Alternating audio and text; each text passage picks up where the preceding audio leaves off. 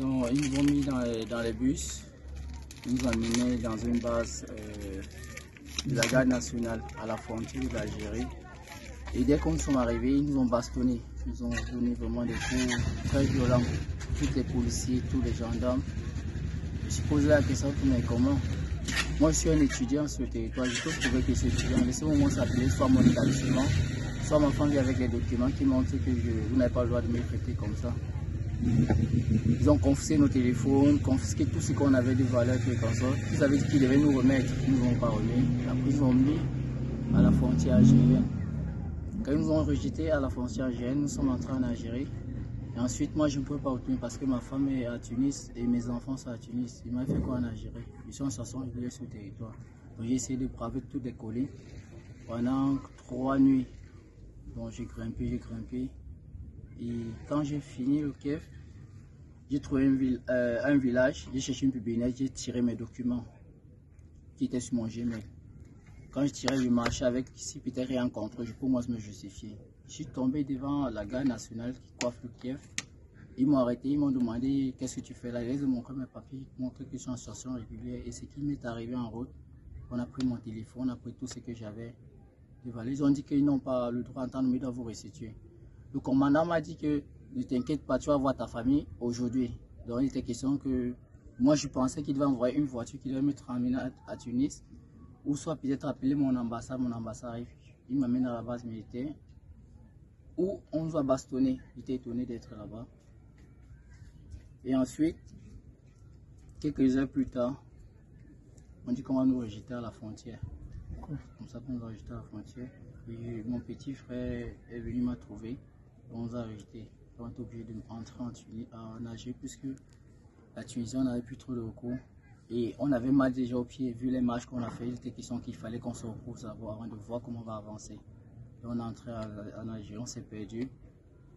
Et on est arrivé à Tébessa. À Tébessa, maintenant, il fallait réfléchir. J'ai décidé d'aller au niveau du consul tunisien à Tébessa. Je suis arrivé là-bas, ils ont dit que oui, normalement, vous n'avez pas le droit d'être ici, vu ce qu'on a fait. Ils n'ont pas le droit de faire, ils devaient vous remettre aux choses. Mais ils n'ont rien fait pour moi. Ils m'ont envoyé plutôt au niveau de mon ambassade. Et mon ambassade se trouve à Alger. Nous, les subsahariens, on ne nous coupe pas le ticket, on n'a pas le droit de prendre le taxi. C'est interdit de prendre le taxi pour aller en Alger ou même pour se déplacer dans la ville. Je ne peux pas marcher 700 km ou 600 km à pied pour partir. Donc j'étais obligé de réfléchir comment je vais faire pour arriver. Si c'est dans la mafia ou bien c'est monté étendu. Et directement, il y a des gens qui ont décidé de m'aider avec des sous pour que j'avance. C'est où je me fais kidnapper. Je me suis fait kidnapper. Là-bas, c'était pas aussi facile, aussi c'est un autre trajet. Ils m'ont libéré après 2 jours. On n'avait plus de recours. Ils m'ont libéré après 2 jours, les kidnappeurs. J'ai essayé d'entrer en contact avec ma femme. Il fallait trouver une solution, comment faire pour entrer à Tunis, ou soit peut-être retourner où je peux être en sécurité. Et j'attendais un agent qui pouvait m'aider à soit aller à nager, soit peut-être retourner à Tunis dans le noir. Directement, on tombe, la police algérienne nous arrête. La même chose comme les Tunisiens nous ont fait. Sans rien, sans aucun motif. Et j'arrive toujours, je dis que non. Moi, je suis en situation régulière. J'avais mes documents sur mes mains. Les scans que j'avais fait, j'avais gardé dans mon Gmail. Que moi, je suis un étudiant à Tunis. Et je suis venu auprès du consul tunisien pour essayer de voir ma solution, comment je peux faire pour avoir laissé passer pour retourner à Tunis ou soit pour aller au niveau de mon ambassade. Vous m'arrêtez au partout avec moi.